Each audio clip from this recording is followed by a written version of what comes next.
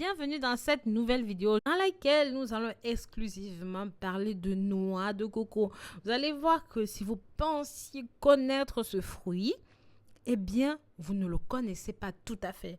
Parce que oui, aujourd'hui, nous allons parler non seulement de la peau, de la pulpe, de la chair, mais surtout de son écorce, des vertus médicinales de son écorce. Oui, ça en a des vertus médicinales, son écorce. Mais aussi des différentes façons que vous pouvez utiliser cette écorce au lieu de mettre ça à la poubelle. Donc, à partir d'aujourd'hui, vous ne mettrez plus jamais cette écorce à la poubelle parce que c'est fabuleux. Avant de rentrer dans le vif du sujet, si vous n'êtes pas encore abonné, pensez à le faire. Pensez à la clochette de notification pour toujours être parmi les premières personnes à découvrir ce que nous faisons. Beaucoup d'entre vous utilisent cela en jus, en lait, en râpé, en copeaux, en dessert. Bref, il y a différentes façons. On fait même des chips avec ça. Donc, c'est très savoureux. Et bien sûr, ça a énormément de bienfaits nutritionnels, mais aussi de bienfaits pour la santé. Par exemple, le lait de coco contient du phosphore qui participe au maintien de la bonne santé osseuse et bucco-dentaire. L'huile de coco, on sait que c'est une bonne alternative pour remplacer les huiles de cuisson parce que ça supporte très bien les hautes températures. Mais au-delà de cela, l'huile de coco a d'autres vertus, que ce soit pour les cheveux, pour la peau. Bref, c'est vraiment ce qu'il faut. D'autres femmes l'utilisent pour le soin intime, vaginal, même dans leur rapport de couple. Lorsqu'il y a sécheresse, voilà, elles utilisent ceci. Vous vous êtes souvent demandé qu'est-ce qui est comestible et qu'est-ce qui ne l'est pas. En fait, lorsque votre noix de coco est fraîche et qu'elle vient d'être ouverte, vous pouvez récupérer la chair en l'épluchant et vous allez atteindre une espèce de partie marron qu'on peut utiliser pour faire des copeaux. Vous pouvez même manger cette partie, stocker telle quelle ou même la râper. La chair aussi peut être découpée en morceaux puis placée au congélateur si vous souhaitez par exemple utiliser ça plus tard ou même vous pouvez l'utiliser tout de suite.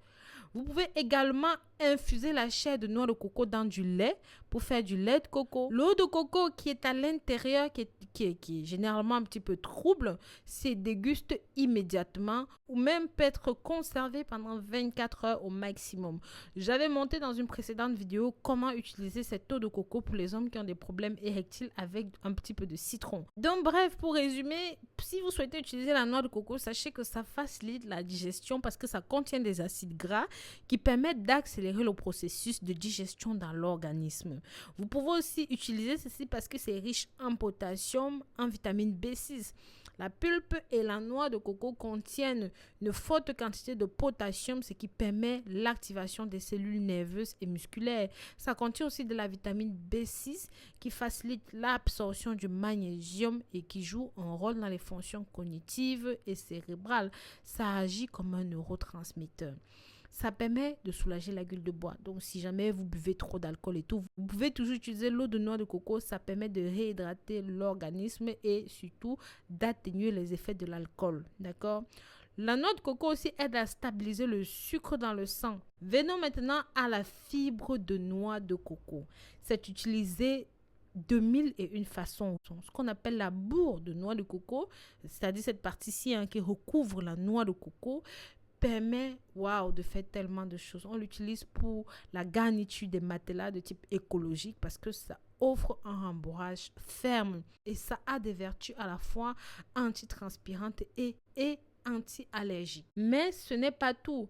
D'autres personnes l'utilisent aussi dans l'agroalimentaire parce que ça ne se tasse jamais. Donc, ça permet de laisser passer l'eau lors des arrosages des plantes. Et surtout, ça permet aux jeunes pousses de se faufiler facilement parce que la fibre retient très bien les nutriments et les racines des plantes adorent ça. Sur le plan nutritionnel, la fibre de coco est un excellent choix parce que c'est riche en potassium, en fer, en manganèse, en cuivre, en zinc. C'est vraiment bon, que ce soit pour votre santé, que ce soit pour la santé de vos plantes, c'est très bon. C'est un biostimulant, ça va stimuler les croissances alimentaires. Comme je vous ai dit, c'est riche en fer, c'est riche en phosphore, c'est riche en manganèse, c'est riche en calcium. Vous voyez déjà, si vous avez des problèmes musculaires, des problèmes articulaires, vous avez besoin de calcium, de phosphore, de vitamines. Oui, ça va aider à fixer la vitamine D. Le calcium aide à fixer la vitamine D. N'hésitez donc pas à bien laver les peaux, la pulpe, cette partie-ci, et à faire bouillir cela. Buvez un verre le matin à jeun.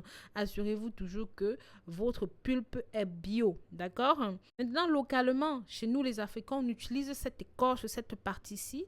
Vous avez eu certains remèdes traditionnels, vous voulez que ça marche, on vous conseille de mettre ça dans cette coque pour protéger du mauvais œil, du mauvais sort, des gens qui souhaitent que vous ne guérissiez pas. Oui, on vous conseille d'utiliser cela à l'intérieur justement pour accroître vos chances de guérison, vos chances d'améliorer rapidement votre état de santé. Pensez à partager ce contenu avec la famille, les amis, pour que ça touche un maximum de personnes. Pensez aussi à nous suivre sur nos réseaux sociaux, WhatsApp, Snapchat, Instagram et même sur Pinterest. Bisous, bisous.